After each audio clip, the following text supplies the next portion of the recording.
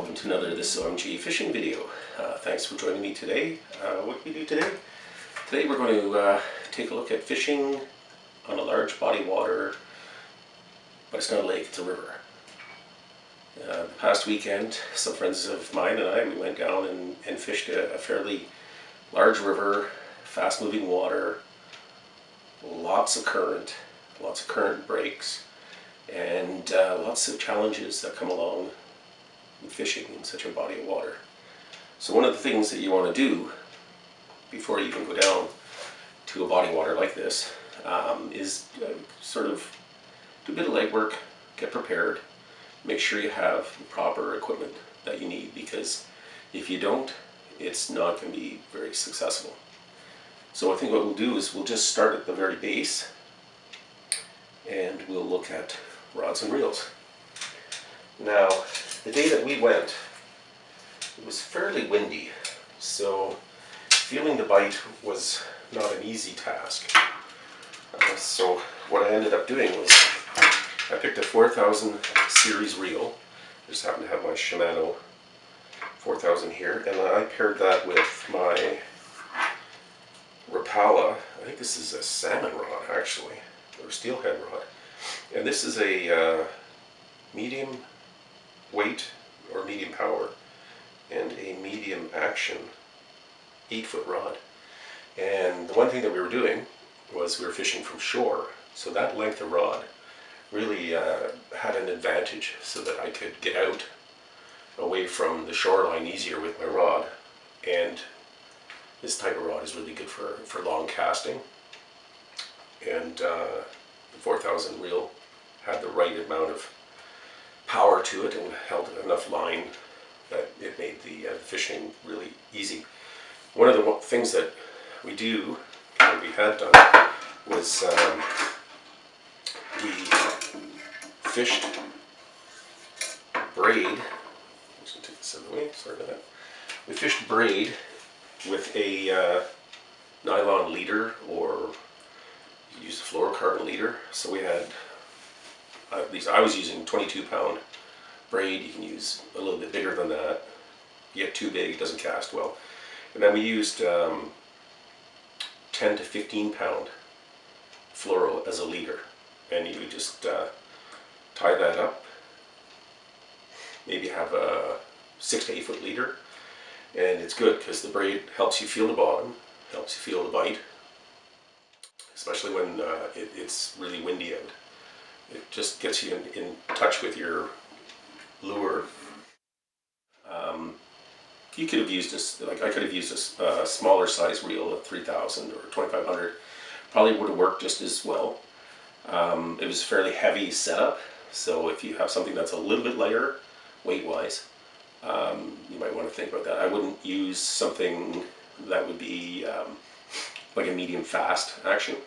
I don't think you'd be able to cast what you need to cast properly without damaging your rod in the long run if you used a lighter tip or a lighter rod.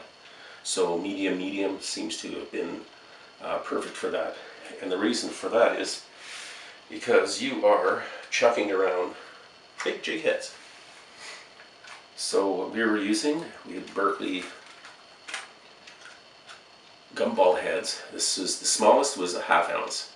Now a 1/2 ounce was a little bit light, and it can create problems. I had a fellow that was fishing where we were. He was probably about 100 feet away from me, and I had two other people between us, and his weight was so light, when he cast it out, it actually floated downstream, probably didn't touch bottom at all, and I ended up catching his line.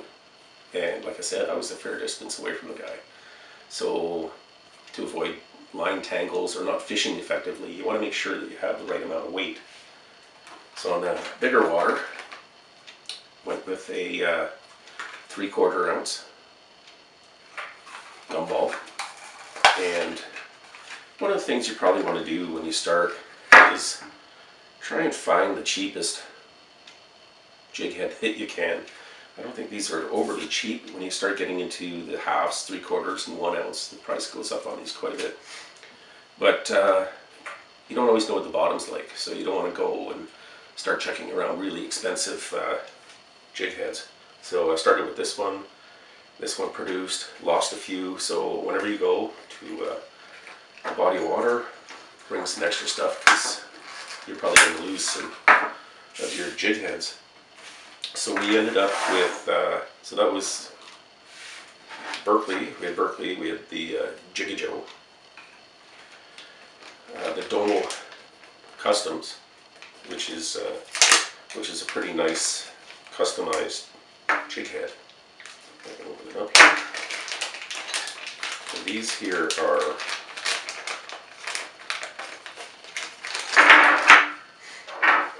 see that or not, that's a custom painted jig head. I do believe that's Fire Tiger, and this one is in. I'll put a little image of that up here. So that is I do believe 5/8 ounce. 5/8 ounce. A little expensive, so it's about $2 a jig. So you don't want to be ripping out a whole bunch of those. So, you know, familiarize yourself with the water that you're in. Figure out the limitations. And then if you want to switch to something fancier, do so. The 5/8 worked, 3/4 worked, 1/2 ounce, not so much. And then because it was really windy, we even up to 1 ounce. So what the 1 ounce did was when you're casting your line out, because it's so windy, your line would arc and bow out. And then you had a whole bunch of line just kind of hanging out in the breeze. With a heavier jig, you can tighten that up quicker and get a direct line to your jig on the bottom. So what we're using for bait were 4-inch plastics. We used a split tail and we used a paddle tail. And the colors that we had used were pretty consistent with catching fish. So we used a color which is a purple and chartreuse.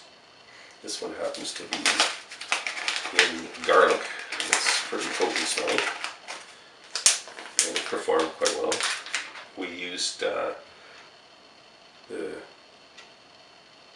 what this would be, like a fireball, what do they call this one here?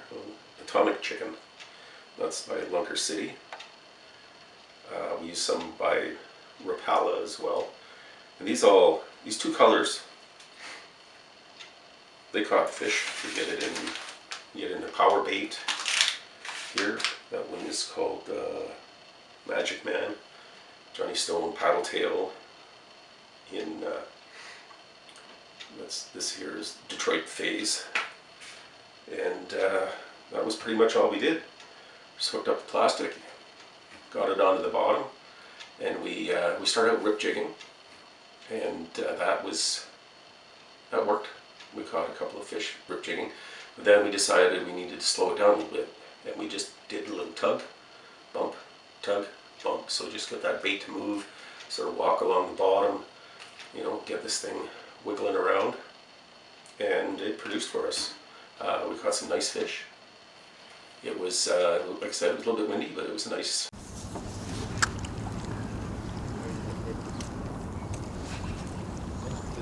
Am I anywhere near you?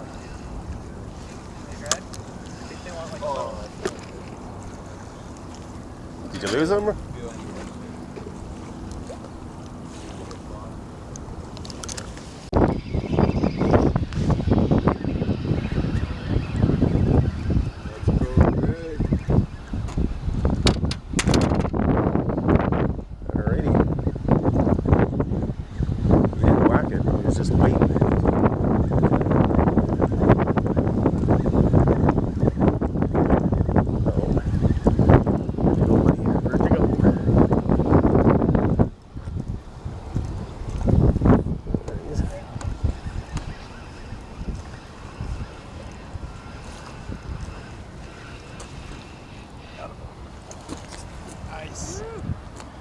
Alrighty. Woohoo! Nice work. On the board.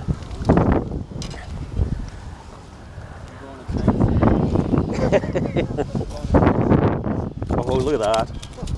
Look at that. Just popped. Yours have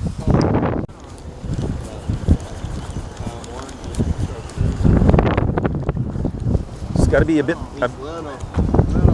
Need the net, or are you gonna flip her? All right. Too little. Is there a slot limit here? Or? Everything's good. All right. We could do better than that. I guess we could upgrade.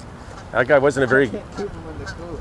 I don't think I have my stringer. That guy wasn't a very good shot, was he? Oh. He's a keeper now. Yeah. I got this on video, so you're gonna see that on my blooper reel from today. We will start giving some away and upgrading. You think it was? You think it's better? Big fish time. Let's see bigger. Get your wallet out. Oh. Oh, he's got some head shakes. No, it's probably a sheephead. No, he's a walleye. Carp. He's Sheephead. bigger. This one's a little bigger. It's probably got snake. Probably right in the ass. Yeah. Yeah, it doesn't, eh? It has to be properly hooked. I got him in the back mouth. The back mouth. Where are you?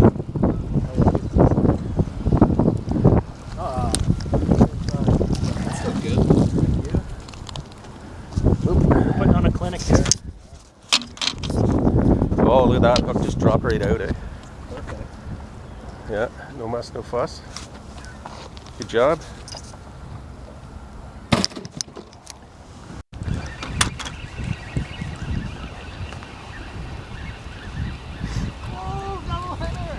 Oh, double. Mine's bigger. Oh, you're off? Oh, Gord. No more clinic for you. This is a nice fish. Only people who land. Unless I foul hooked him, this is a nice fish. Oh, big shakes. Look at that. Digging. I don't know if this is a walleye. Could be a really good one. Could be the 27, 28.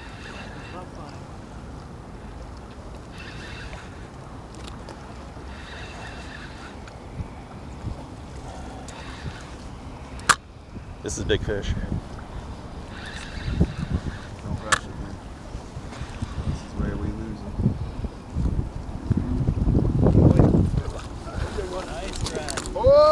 Oh, that's a good fish, dude. Oh my goodness. We might have a new leader. Oh, we definitely have a new leader. Oh my God. Okay, somebody have a camera for this guy? Oh, all right. Okay, I need a. He's gonna slop out. Do you have pliers? Right Oh, there. he swallowed that thing. It's all the way down into the gill. Oh yeah. Yeah. Do you have your phone or you want me to use mine? It doesn't matter.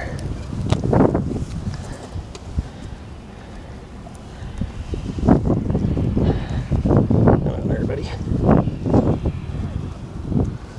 Open up and see. He crushed that, eh? How is that in there? Got it.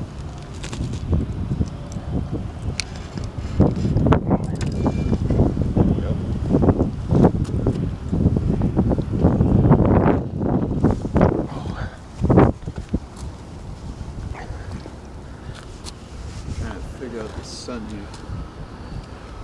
Hit the bridge.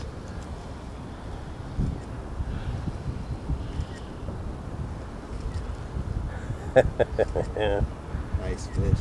We gonna keep this or let this go? I'd love. Oh, he wanted that one. Yep. Want a photo? I'll get a photo shoot. Oh, he's got my net stuck on me too. Keep the pliers? Give me my thing back. No. Here we are. Do you want a photo? Walleye. I got it right here. So the weather fish is not yet. I don't think so. True. After the walleye. Reach in the back.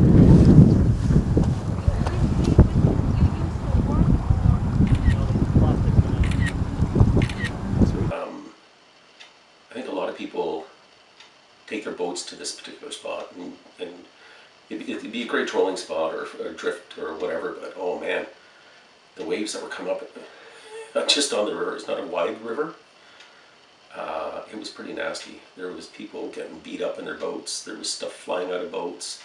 There was jackets and debris falling out of the boats and floating by us in the river. So there's all kinds of interesting things going on. It was a fun day. Just make sure, you know, if you're going out and everybody's bouncing jigs off the bottom, probably not a good idea to start chucking crankbaits. Go with the flow, but make sure that your lure doesn't, or your jig doesn't float into somebody else's line. It's a little hard to do when there's a lot of people, but use the right weight jig. That will solve the problem. So all in all, it was a good day, and it was a good time, good friends.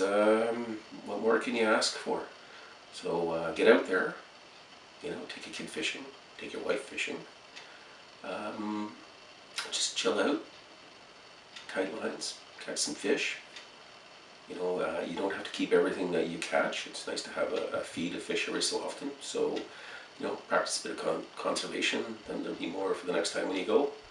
And yeah, get out there, have fun. Thanks for joining me. Bye-bye.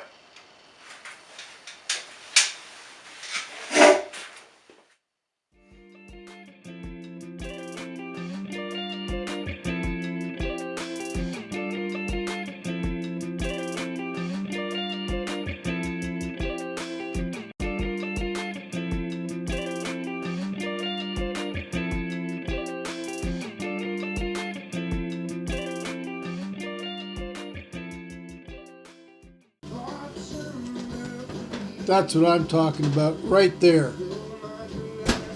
Okay, you added it. Okay, what's the next one? Double tap. Think we got one on, Colonel? Get the next.